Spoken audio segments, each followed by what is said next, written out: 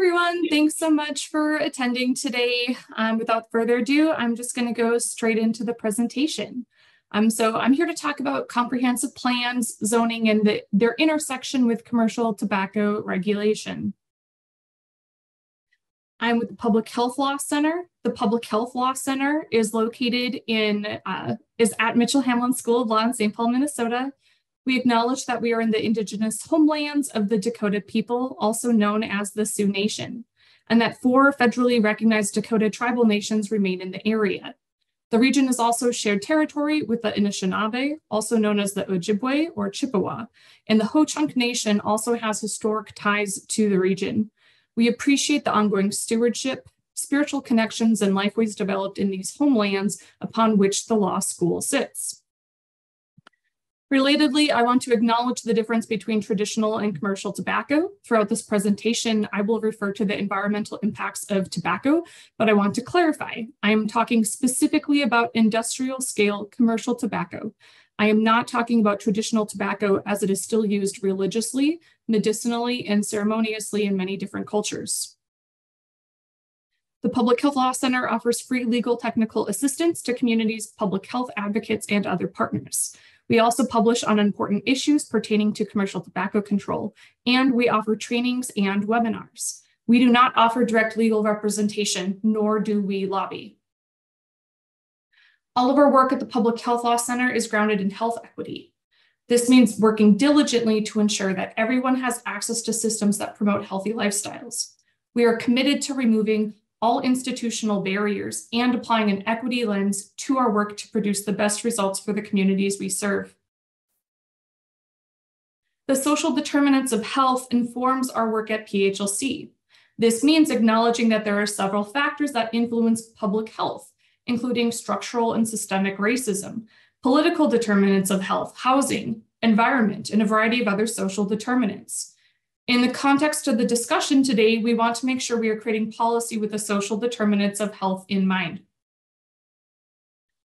So just to give you a roadmap for the presentation, our focus today is going to be on zoning and how zoning can be used as an effective mechanism to address commercial tobacco control regulation.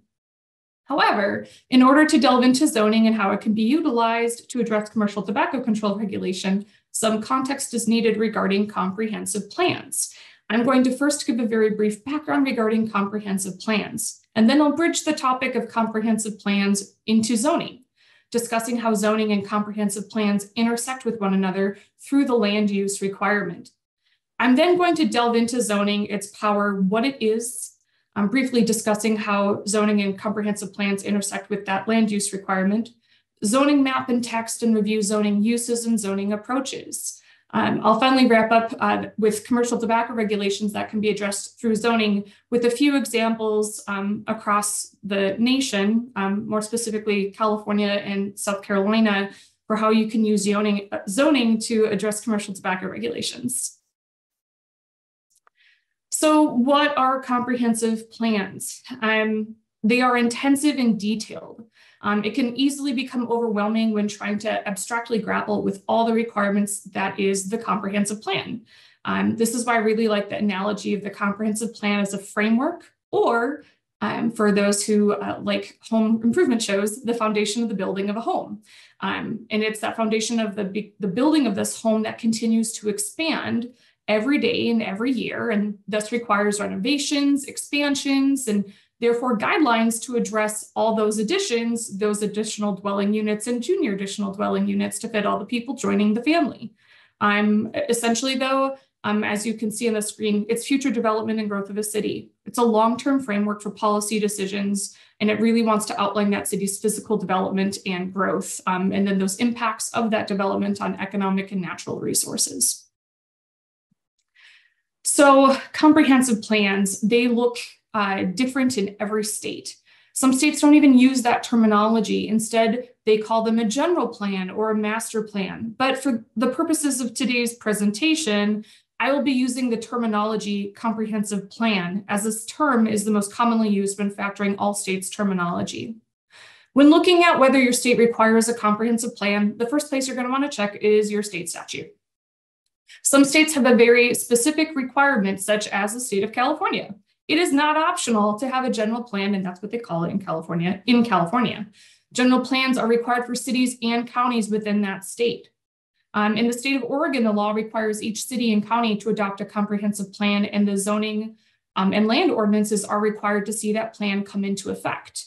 The state of California or South Carolina, the statute provides in that state, quote, the city council of each municipality may, say that again, may create a municipal planning commission. And those cities that have a municipal planning commission then have to have a comprehensive plan. So is it a requirement? Is it optional? Look to your statute. Then once you've established this, the next to look at is if a jurisdiction does then have a comprehensive plan, does the state have requirements at that point or that juncture? And so for California, an overall requirement that their general plan is that they have to update every 20 years and some of their specific elements sooner. In Oregon, it has a requirement and it shall be, quote, regularly reviewed, end quote.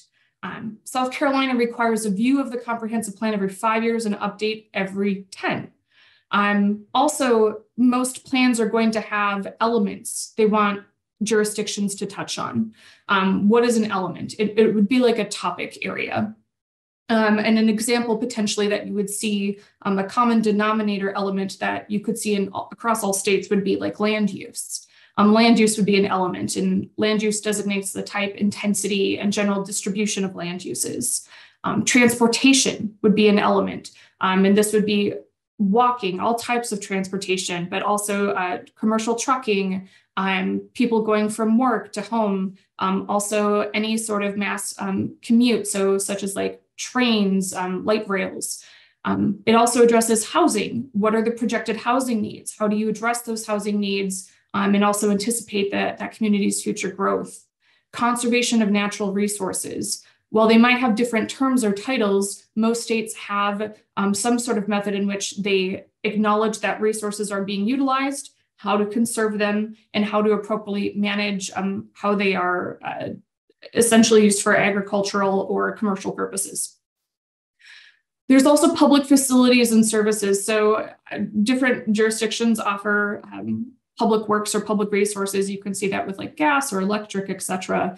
And so again, public facilities and services is a really another common element that you see in most states, as well as natural hazards. Most states have requirements from FEMA of how they're supposed to engage in emergency operations planning for natural disasters.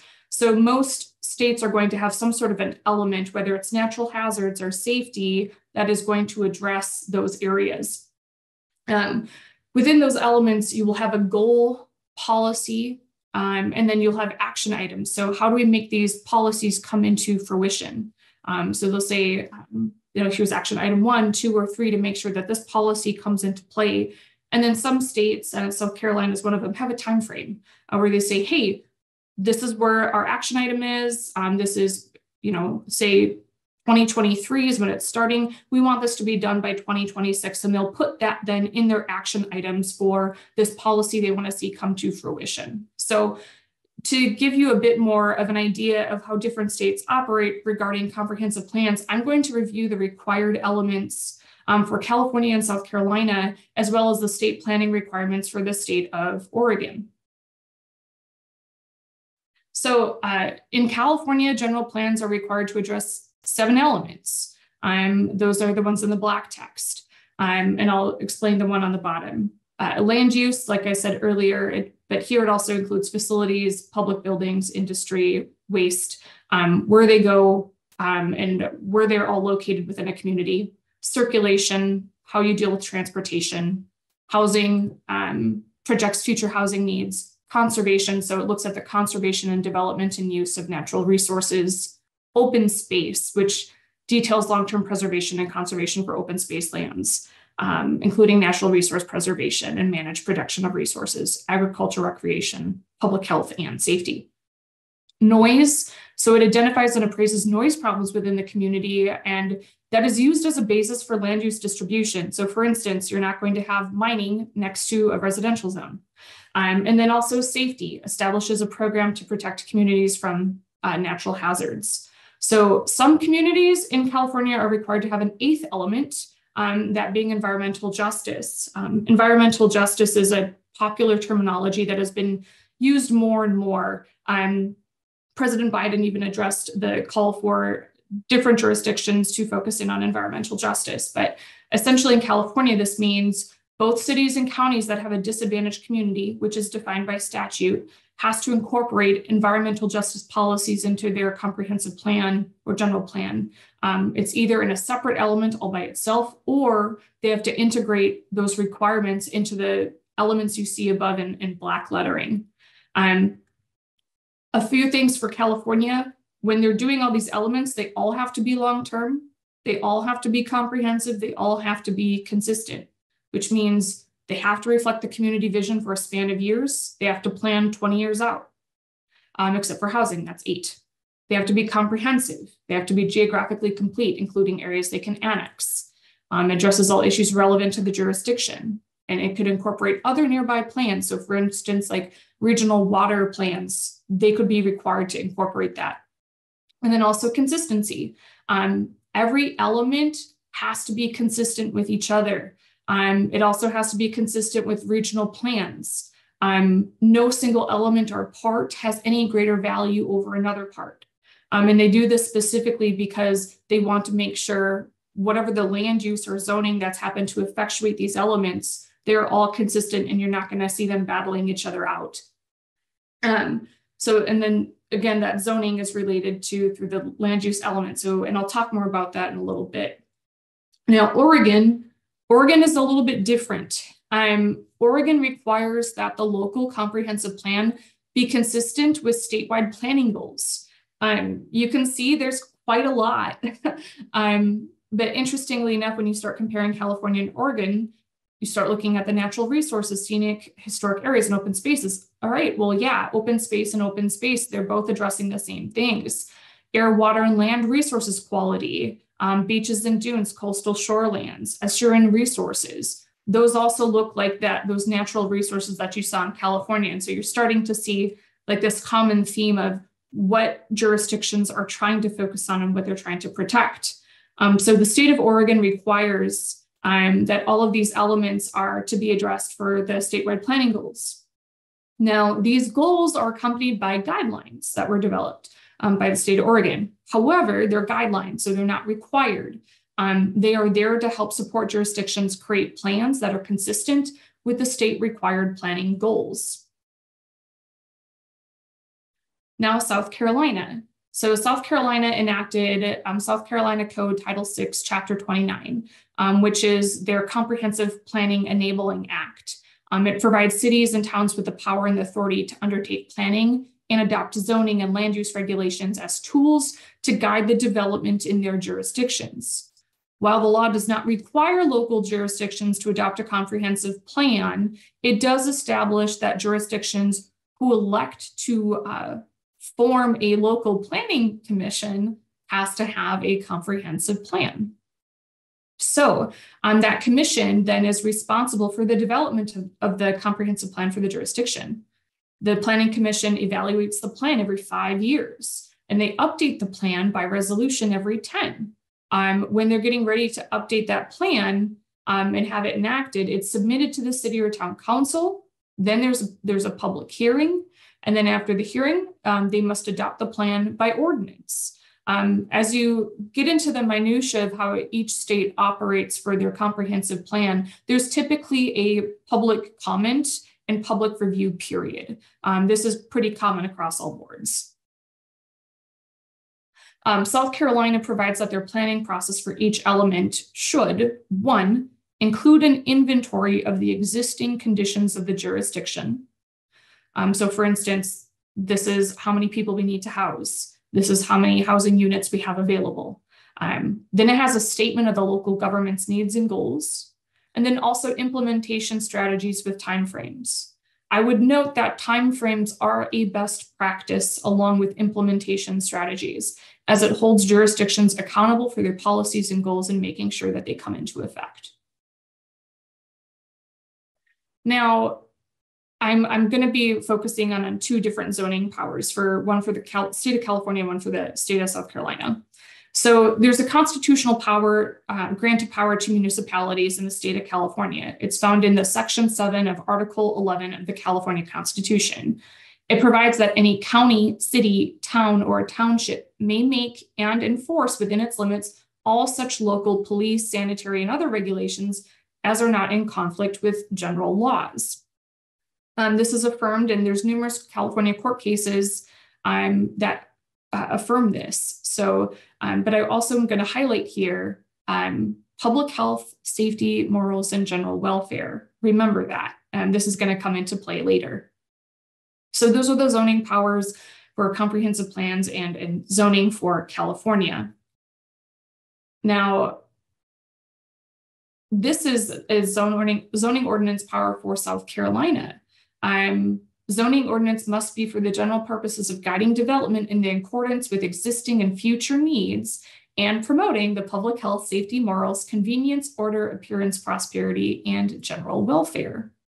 So to these ends, zoning ordinances must be made with reasonable consideration, and the statute continues, of the following purposes where applicable: to provide for adequate light, air, open space, to prevent overcrowding of land, to avoid undue concentration of population, to lessen congestion in streets, facilitate the creation of a convenient, attractive, and harmonious community, to protect and preserve scenic, historic, and ecologically sensitive areas, to regulate density and distribution of populations and uses of buildings, to facilitate the adequate provision or availability of transportation, police and fire protection, safety from fire and flood and other dangers, and then also public welfare.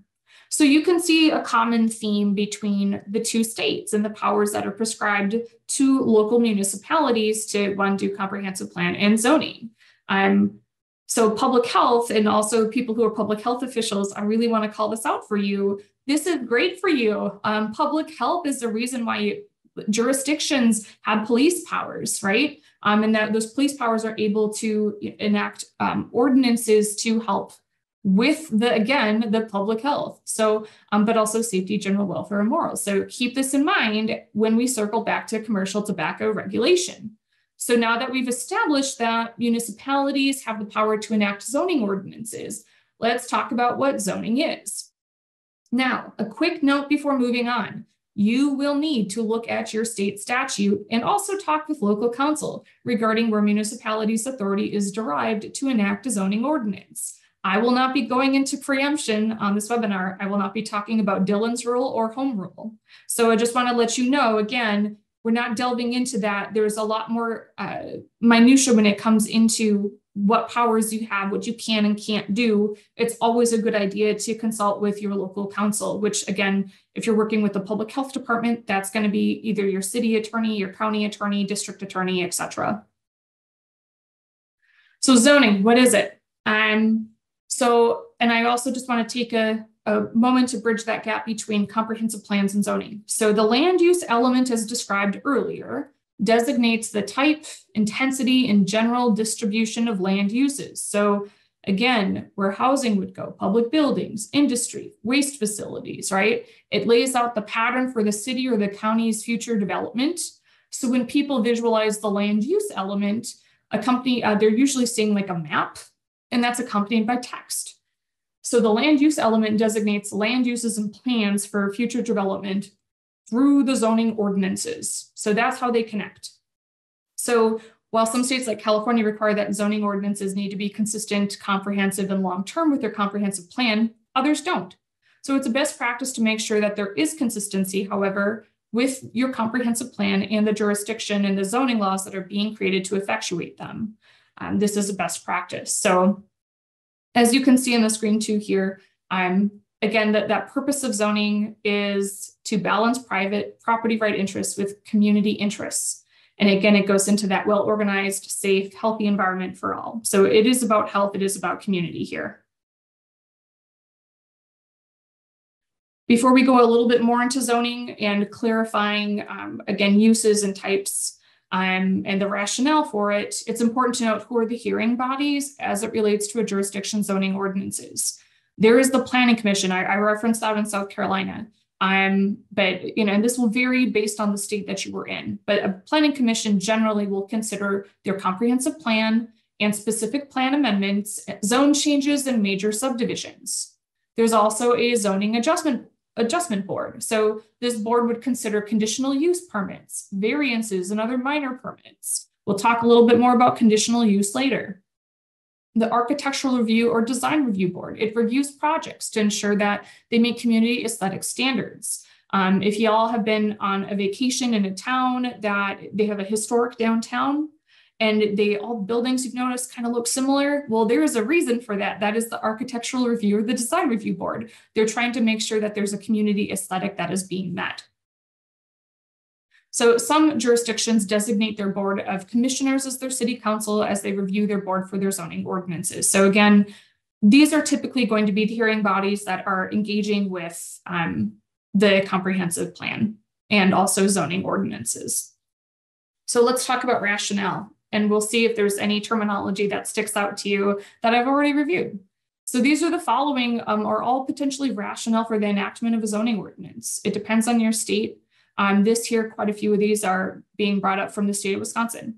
So if you've ever reviewed the state statute regarding general plans, whether it's California, South Carolina, and as I started going through them, all of these rationales should look very familiar, right? And they're addressed, and all of these rationales are addressed directly in the land use statute or relatedly connected to other areas addressed in that land use statute that states would have. So it's important to note that whatever the rationale a city or county uses to support the enactment of a zoning ordinance, there should be a nexus between the ordinance and how it promotes the public health, safety, morals, and general welfare. So again, your ordinance has to connect to these things. They can't be disconnected. And I will explain a jurisdiction that did this very, very well towards the end of this webinar, and that would be a city in South Carolina. So again, need to have a nexus. You can't just enact a zoning ordinance and it doesn't connect back to these things.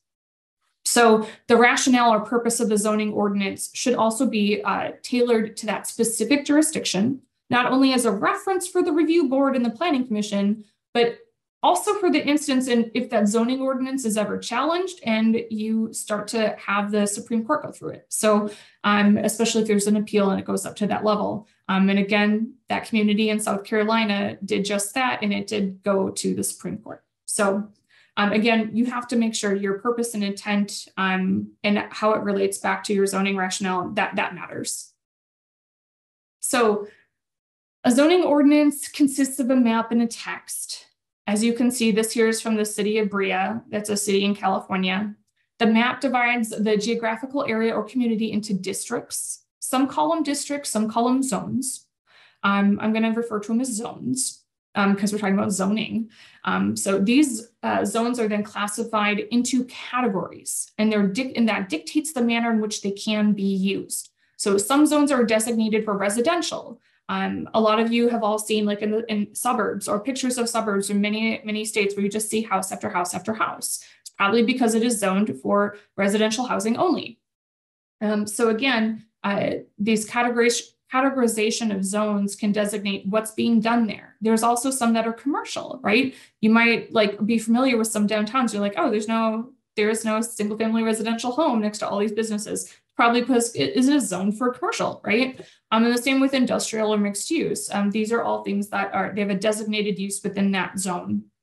So the categorization of these zones allows the governmental entity to control the types of businesses or land uses that are allowed to operate within the different zones. So zoning ordinances are generally used to keep incompatible uses of land apart from one another. To give you an example, so like, for instance, like a mining facility, which is typically categorized as a heavy industrial zoned business, would not be able to operate in a zone that is designated for commercial business. In some jurisdictions, they actually even create like a buffer zone. So they also say, hey, it's not even next to residential because of the particulate matter that can be kicked up from the mining. So again, when something is categorized, you can't operate a use that's for another area in that area. And then also, again, it just separates uses that should not go together. And when you think about it, a lot of it is common sense, and it gets easier to navigate once you look through the maps and see why they are like placed the way they are, those categories are.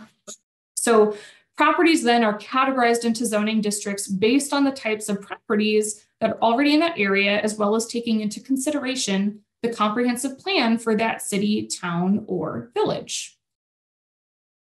So talking about uses. So I referenced uses earlier. These are all different types of zones that are classified into categories dictating use. So for instance, in like a commercial zone, there's all of these different uses that could be permitted. Conditional, meaning, hey, you need a permit in order to operate here, but with that permit, you can go ahead. There's also non-conforming use. So I'm just going to delve in a little bit more detail to each of these types of uses. So a permitted use, these are allowed as a matter of right in all locations, and they must be granted if the project complies with the general standards of the zoning district. They can seek special review through conditional use variance or a zoning amendment. So a good example of this is a single family dwelling in a single family residential zoned area. That is a permitted use that gets to operate by right. We're not going into like the height or the width or anything like that. Those are a little bit more into the grain than we're going. There's also conditional uses. They may be allowed if they meet conditions, right? Just like what it sounds like. So they must be compatible with the neighboring land use, tailored to meet the site limitations, and they're decided by the Planning and Zoning Committee or the Governing Board or Zoning Board. Like a good example for this would be like a church or a cemetery near residential dwellings. Those are typically something that's going to be a conditional use. Now there are two types. There's a use and area variance. So use variances are rarely granted, so they don't undermine the zoning ordinance and therefore undermine the comprehensive plan. The area variances are more common and allow a property owner to violate a dimensional requirement, such as a building setback or height limit. So these are decided by the Planning and Zoning Committee or the Governing Board or Zoning Board. Then there's non-conforming use. So this existed lawfully prior to the adoption or amendment of a zoning ordinance. So this would be an existing retailer or an existing home, something like that. So again, a non-conforming use is it existed lawfully prior to the adoption or amendment of a zoning ordinance, but it doesn't comply with present provisions. You can potentially provide in these circumstances requirements for the location to keep its non-conforming use and state, hey, you have your non-conforming use, you were in operation when this was legal, it's not anymore, you can continue to keep it, but there are some rules that you need to follow in order to keep your non-conforming use. If you don't follow the rules and you violate these requirements, then you lose your non-conforming use. Lastly, there's prohibited use. So this is the simplest use to remember. It's in the definition. The use is prohibited in that district. So a lot of jurisdictions in their zoning ordinance will have like a table or like a chart where they will dedicate to each of their zones. So in their residential zone or their commercial zone or light industrial or heavy industrial, they're gonna have this table and they'll use potentially like abbreviations or initials to designate which types of uses are permitted. So you might just see a P, conditionally permitted. Usually you'll see a lot of initials, CP, non-conforming or prohibited. So what are the types of forms of zoning? Zoning gets complicated. So these are all examples of different zoning forms or approaches. A municipality zoning approach could involve just one of these approaches, or it could involve a combination of them. And a lot of people might see this and say, oh, this makes sense. This is what our community reflects back where I live or where the businesses that I go to. So again, like a functional zoning, they're all separate. There's form-based zoning, and a lot of people, when they go near downtowns, form-based zoning comes into effect, and they do that for like a downtown or an uptown or historic district or a manufacturing district, and they do it based on that form. There's also then intensity, meaning like the type of use or the restrictions. And then lastly, incentive zoning.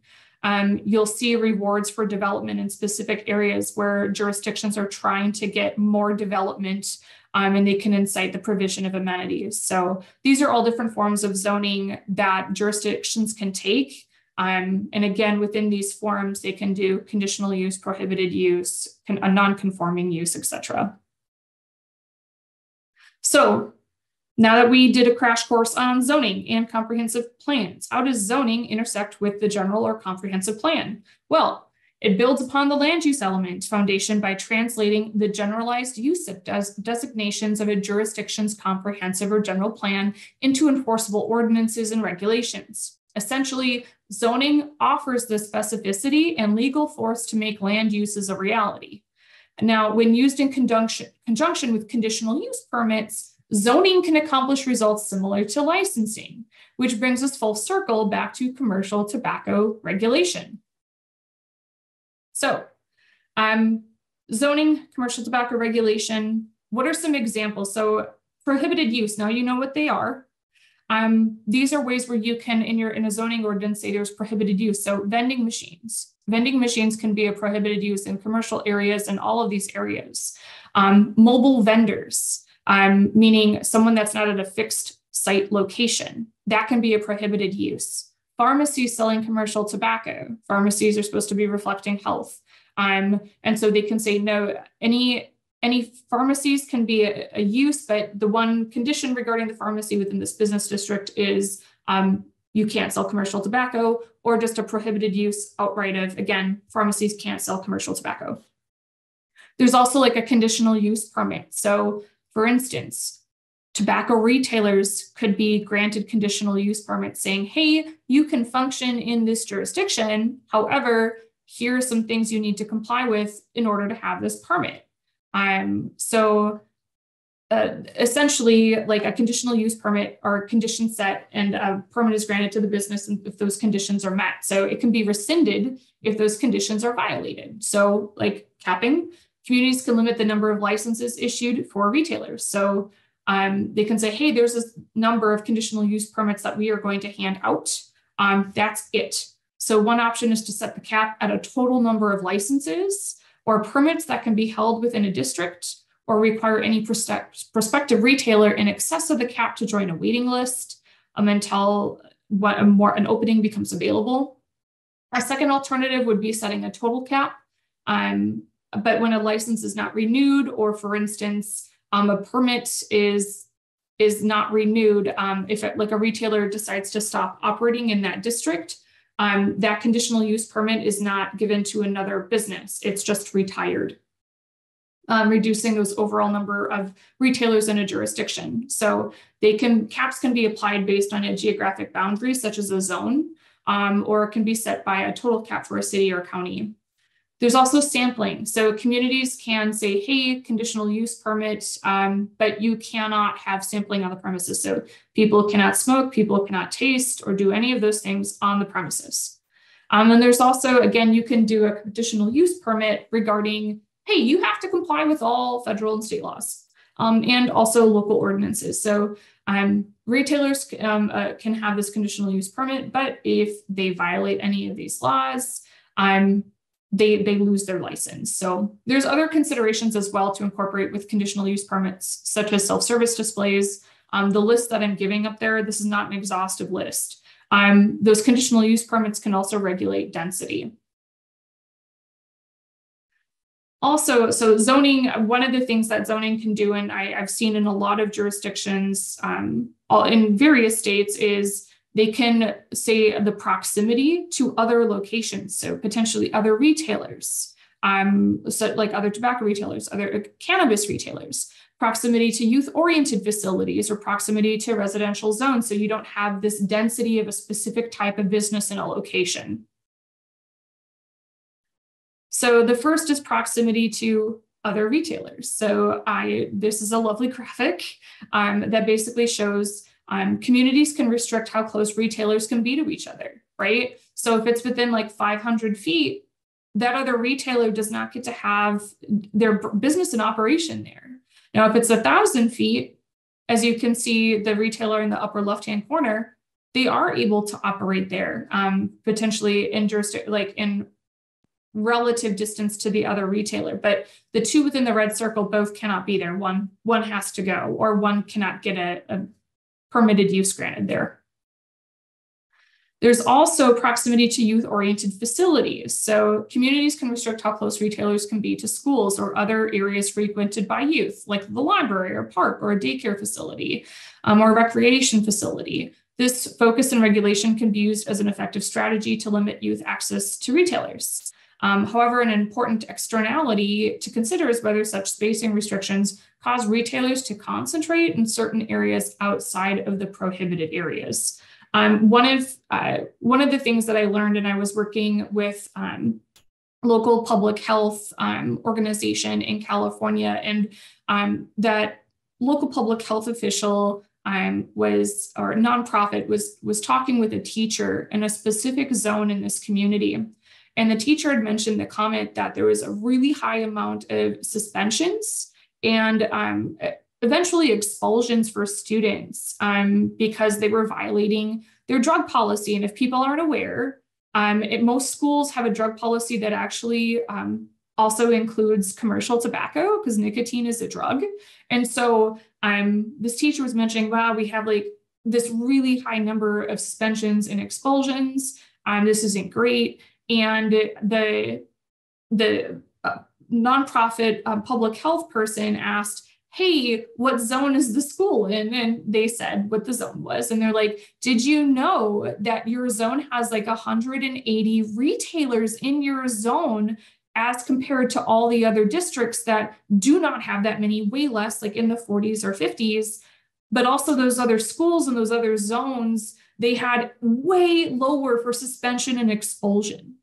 And that just blew the teacher's mind. They're like, I did not understand that there was a connection. I wouldn't have known there was a connection. This makes sense. And so there are reasons, and there's actually a lot of research available out there regarding proximity to youth spaces, and then also what that means for initiation for youth. There's also proximity to residential zones. So communities can also restrict the amount of feet that a retailer must be from a residentially zoned area. Proximity to residential zones is where you typically start to see a disproportionate amount of tobacco retailers in cities versus suburbs. And when you start to look at who lives in single dwelling residential neighborhoods and who's approved to make those purchases versus persons who dwell in city limits, you can start to see who is exposed at a higher rate. Specifically African-American kids and adults and other kids and adults from communities that were intentionally excluded from social, economic, political, and financial arenas. And you start to see this huge common denominator regarding who is getting this exposure and who is also using. So what are some legal considerations here? There's some political realities and administrative realities. And so if a government has the authority to license or adopt land use restrictions, policymakers then need to determine which policy options are the best fit. So some options may be more politically viable than others. Also, if the government has an existing licensing or zoning framework, it might be helpful to consider whether commercial tobacco control efforts can be effectively incorporated into these administrative and enforcement plans. Also, I would note too, like with the political and administrative realities, comprehensive plans, when people start to delve in and see how big they are, jurisdictions have a lot to tackle, especially cities and counties and their municipal authorities. There are timelines that they have to achieve, and there are specific goals, and housing and making sure people are housed. There are many states that are dealing with a housing crisis. And so when people working in commercial tobacco control regulation are suggesting policies or options, they also want to be aware of what is like the politics that are going on, and then also being mindful of this is not the space you typically operate in. It could be, but also being deferential and acknowledging and respectful and humble when you come into space that is not yours. I would also note existing businesses. So these are things that need to be taken into consideration as well. Regardless of the option chosen, the process should include a comprehensive analysis with a lawyer of how the proposed requirements would treat those existing businesses whose location or activity would be out of compliance.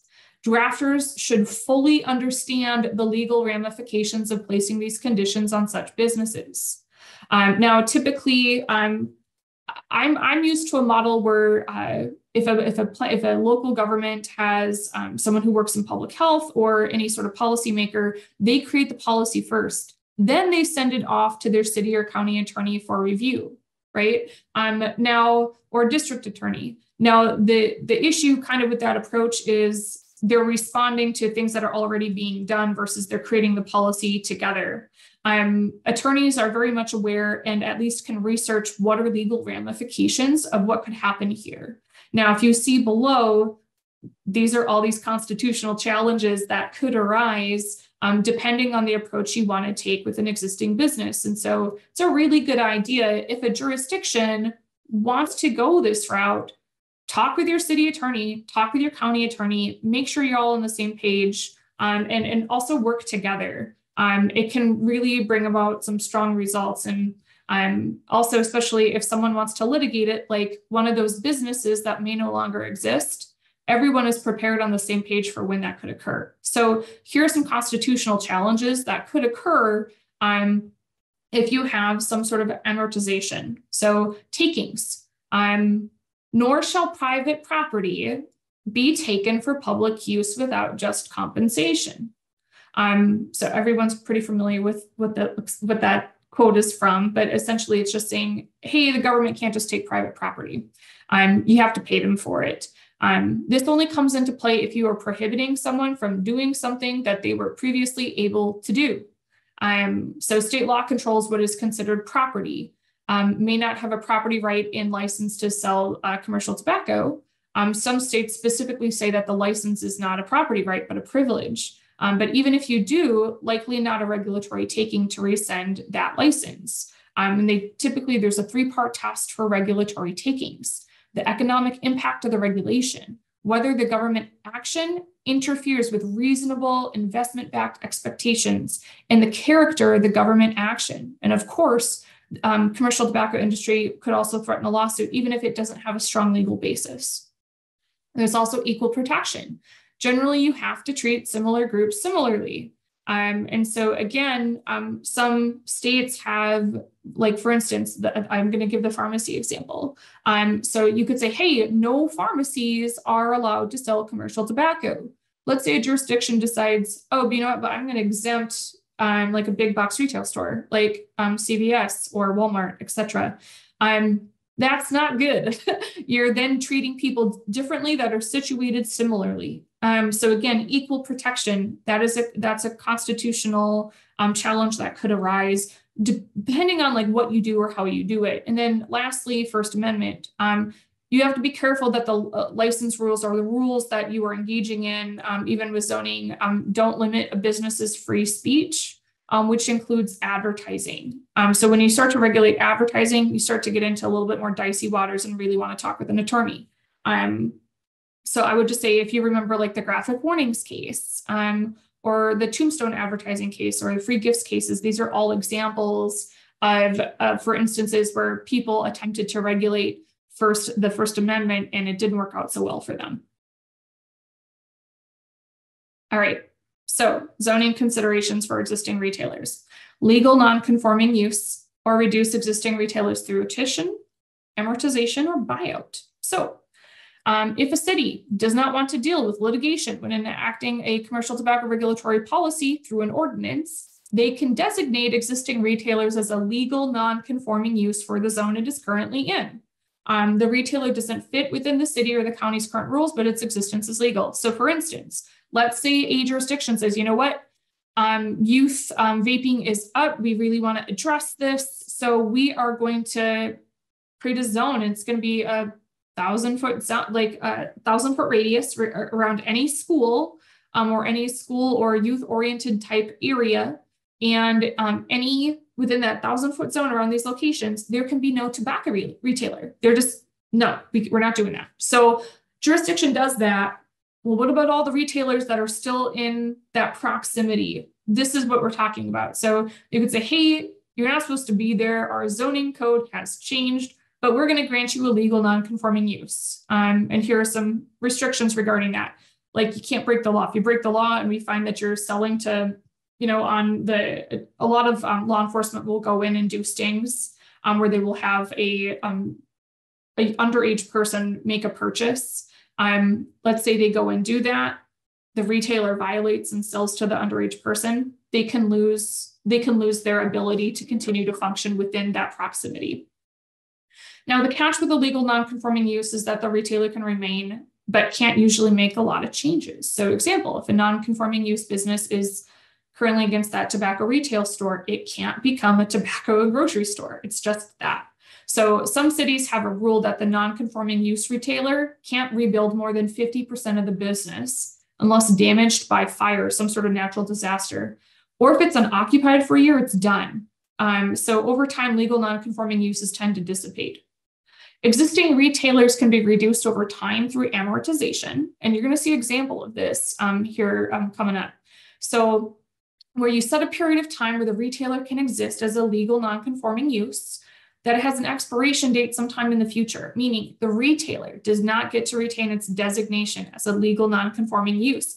It will become a prohibited use. And what are prohibited uses? Prohibited, can't operate there. And it will become at that set expiration date the city or county provided. And then lastly, you can do a buyout for those businesses in that geographical area.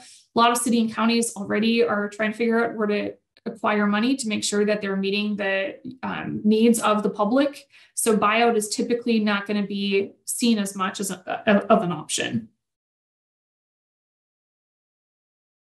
So here's an example of a few communities. This is a zoning of commercial tobacco in Laverne, California. So they enacted a zoning ordinance to help regulate smoking and vape uses. They express a clear purpose as captured above. I don't know if people can read it, but I'll say it out loud. The city council finds that smoking and vaping uses have been associated with increases in noise, loitering, odors, public nuisance, and disturbances of the peace. The city council also finds that smoking and vaping uses expose minors to secondhand byproducts, and increase the potential for minors to associate smoking and vaping with normative or healthy lifestyle.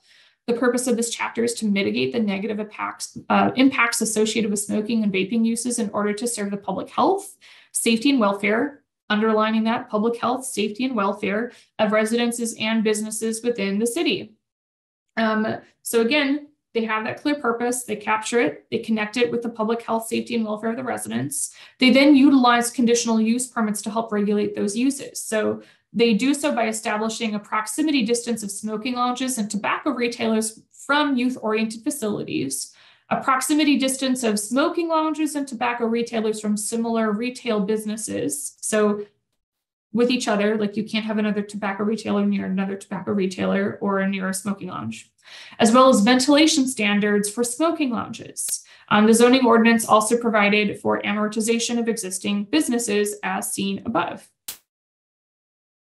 This is Costa Mesa, California. So they enacted a zoning ordinance to help regulate smoking and vaping uses. They express a clear purpose, and they connect that purpose with the public health, safety, and welfare of the residents. They utilize conditional use permits to help regulate those uses, and they did so by establishing conditional use regulations of a proximity distance of tobacco retailers from school, and also proximity distance of smoking lounges from other smoking lounges.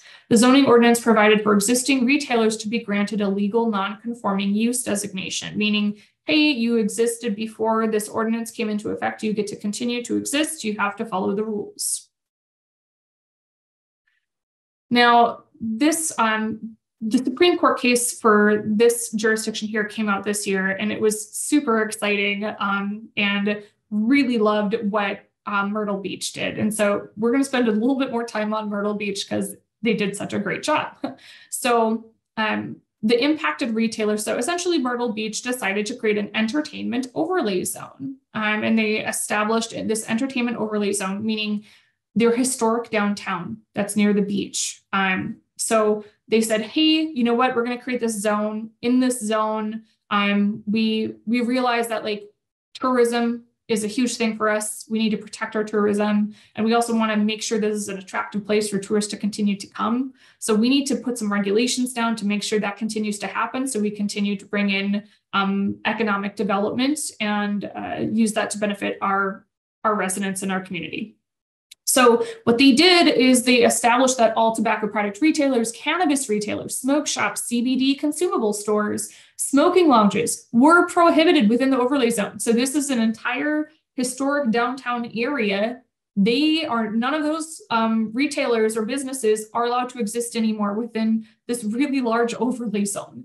And then they said, hey, you know what? You don't get to operate as a legal non-conforming use. We're engaging with amortization, meaning you cease operations of the non-conforming portion of your store, which for all of these locations was the entire store, December 31st of 2018.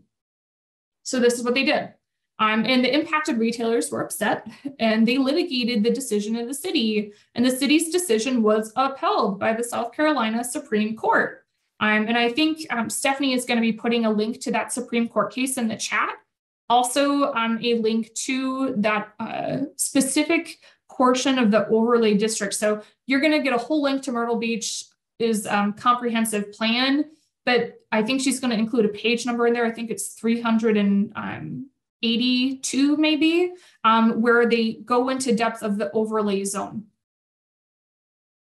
So what did they do well? And well, they did a number of things correctly. The first was the title. So I really liked it. It's the entertainment overlay zone, Ocean Boulevard Entertainment Overlay Zone, which meant their focus is on entertainment, and through entertainment, it's the economy. They've made it very, very clear what this is centered on, and why they're doing it, even in the title.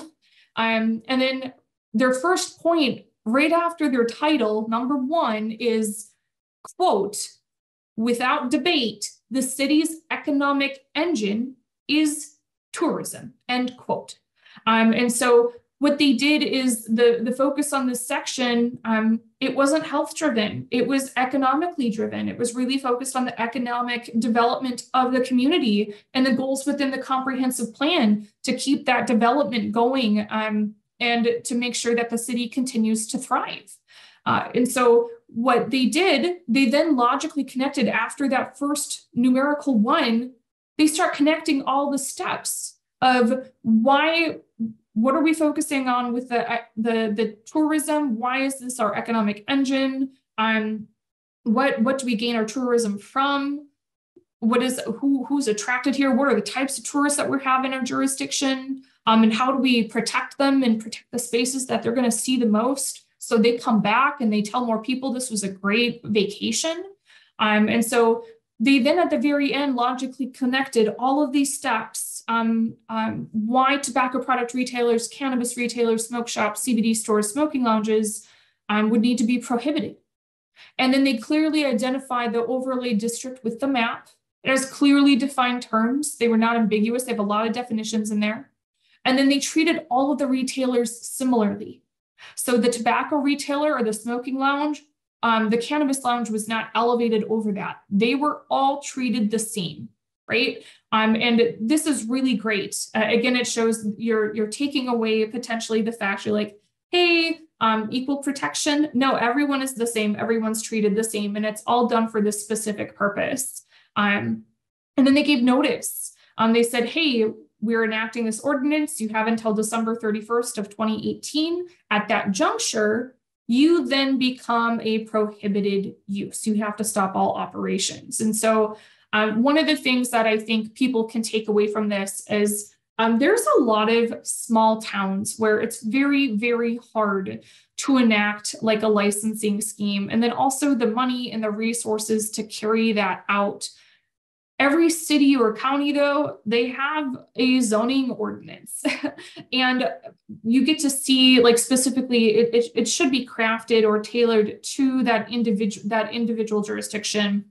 But when you see that there are jurisdictions that are saying, hey, this is tourism as our main engine, there's a lot of small towns that or beach towns or historic towns where people come in and they specifically come in or this is the town's biggest ball of yarn, or they like, or blueberries in northern Wisconsin, right? And you get to see, or Christmas villages that are themed just for Christmas, right?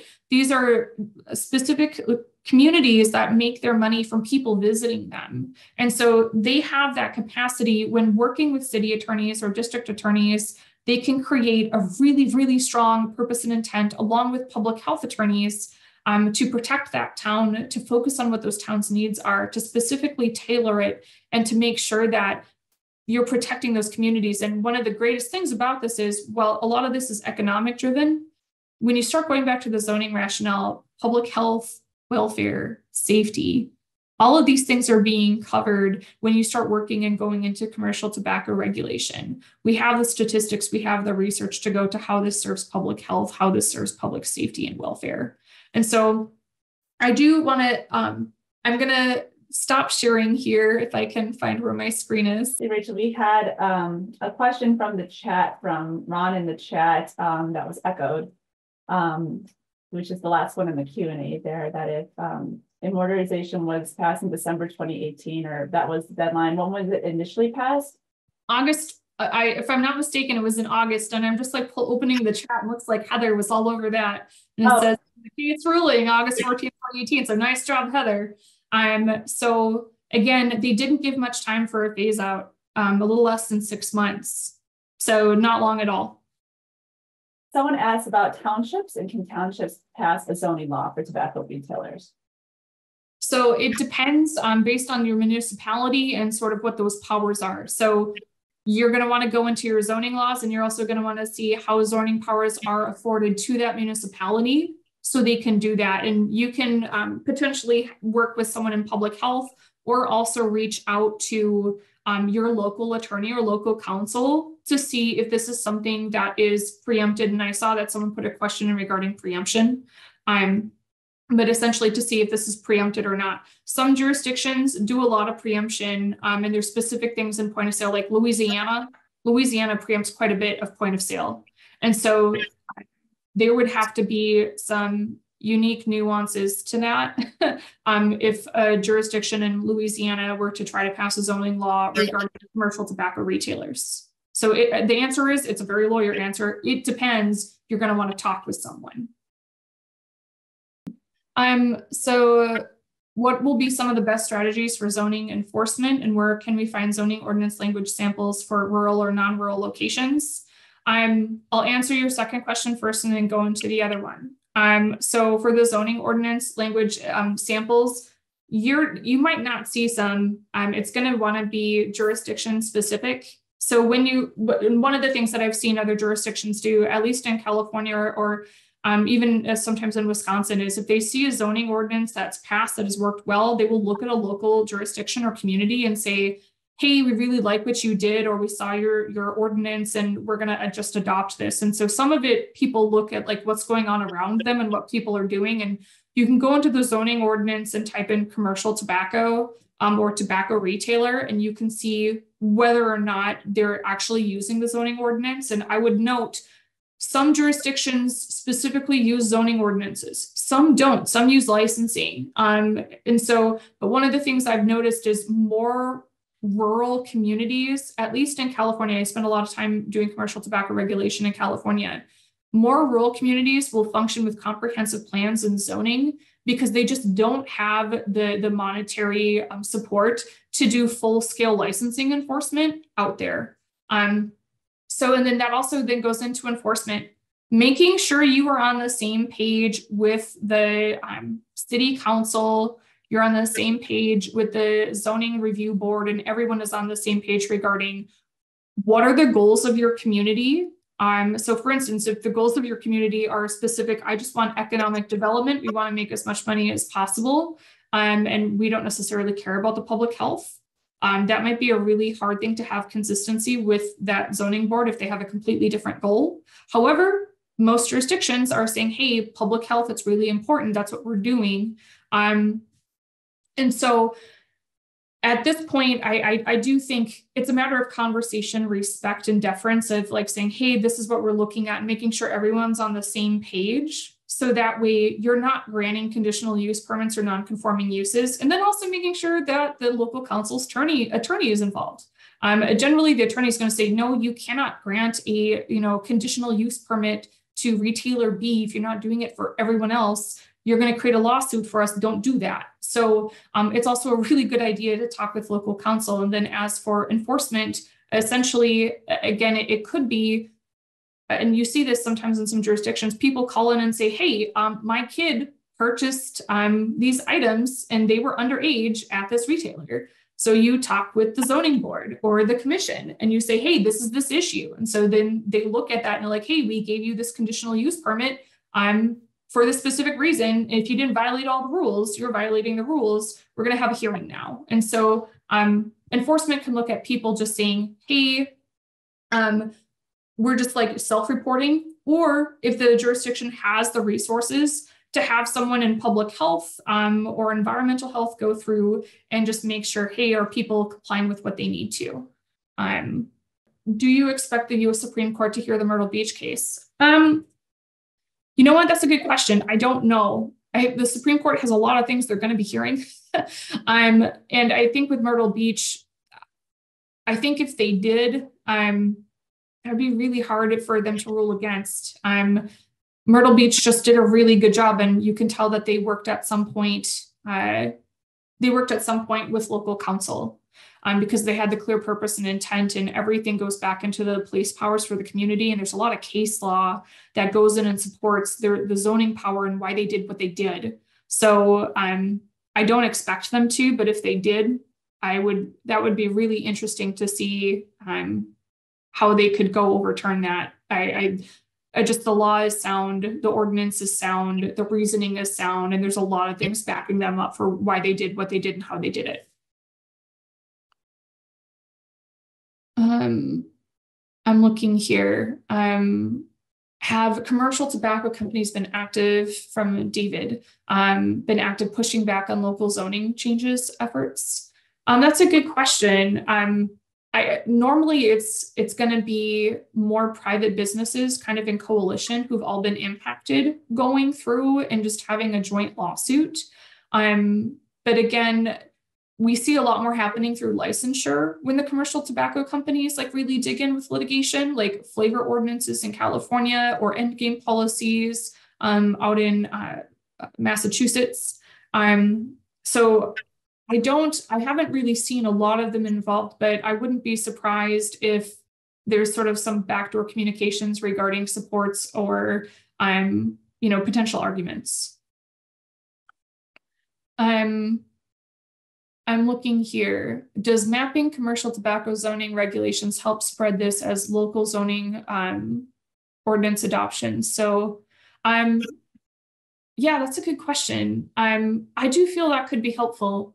Especially considering like as you see a map of like jurisdictions across the nation enacting like restrictions for youth-oriented facilities or other retailers, I think you start to see that this is something that's really commonly done. And so more jurisdictions will feel empowered to go do that.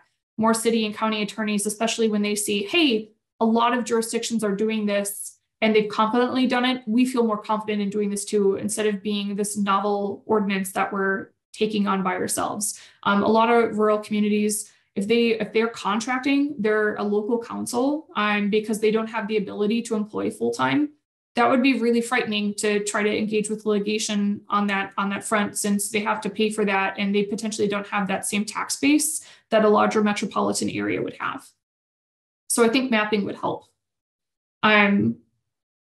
Yeah, Joy. So Joy Vossen is someone who works with our HEAL team with me, so a colleague, and she's done a lot of stuff with zoning as well. So what she said is town boards may need to work with their counties to address township regulations, which is correct. So there's a lot of like interaction that you're going to be doing with town boards, city councils, zoning boards, etc. So again, a lot of these are boards or regulatory bodies that have a lot of interaction with each other, communicate a lot with each other.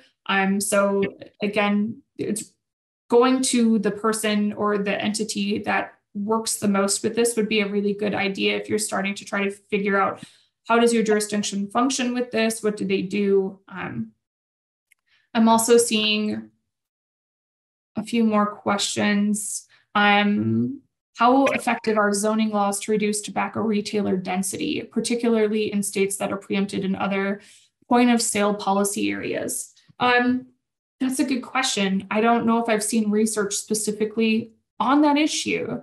But I would say when there is a lot of preemption and licensure, a really good way to try to roundabout go about this is through zoning. There's a lot of jurisdictions who are given a lot of zoning access. And again, I've looked at the preemption for point of sale in Louisiana, and so I'm very familiar with it, which is why I'm referencing it. So for instance, there's a lot of things that jurisdictions cannot do, but potentially by being able to restrict uses, those are things that jurisdictions do all the time. And even in Louisiana, there was a lot going on with oil because there's a lot of oil based court decisions down there.